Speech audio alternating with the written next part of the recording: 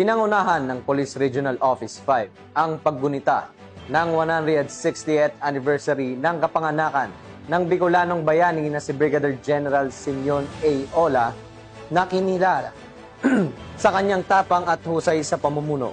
Ang magandang balita hatid ni Police Corporal Charis Casasos. Ng Police Regional Office 5 sa pamumuno ni Police Brigadier General Nestor C. Babagay Jr., Regional Director ng Police Regional Office 5, ang paggunita sa ika-160 anibersaryo ng kapanganakan ng Bicolanong bayani na si Brigadier General Simeon A. Ola noong Setyembre 2, taong kasalukuyan.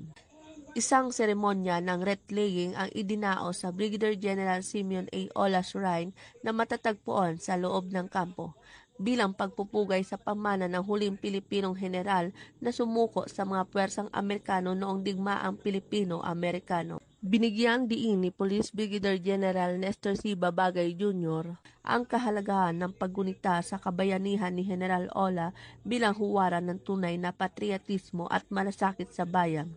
Si General Simeon A. Ola ay isinilang noong Setyembre 2, 1865 taon sa Ginubatan, Albay.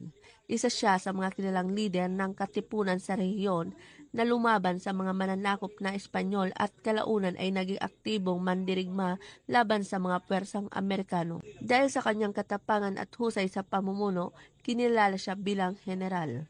Noong Setyembre 25, 1903 taon, si General Ola ang naging huling Pilipinong general na sumuko sa mga Amerikano. Isang makasaysayang pangyayari na nagmarka sa pagtatapos ng digmaang Pilipino-Amerikano sa rehiyon ng Bicol. Hindi lamang siya kinikilala bilang isang revolusyonaryo, kundi bilang isang lider na nagsilbi ng tapat sa kanyang komunidad kahit matapos ang digmaan. Sa kasalukuyan, ang kabayanihan at diwa ng paglilingkod ni Brigadier General Simeon A. Ola ay patuloy na nagbibigay inspirasyon sa mga Pilipino. Isa siyang paalala sa kahalagahan ng integridad, katapangan at walang pag-iimbot ng paglilingkod sa bayan. Mula dito sa Bicol Region, ako po ang inyong PNN Correspondent, Police Corporal Doc si Charis Casasos, alagad ng batas taga-taguyod ng Balitang Pulis.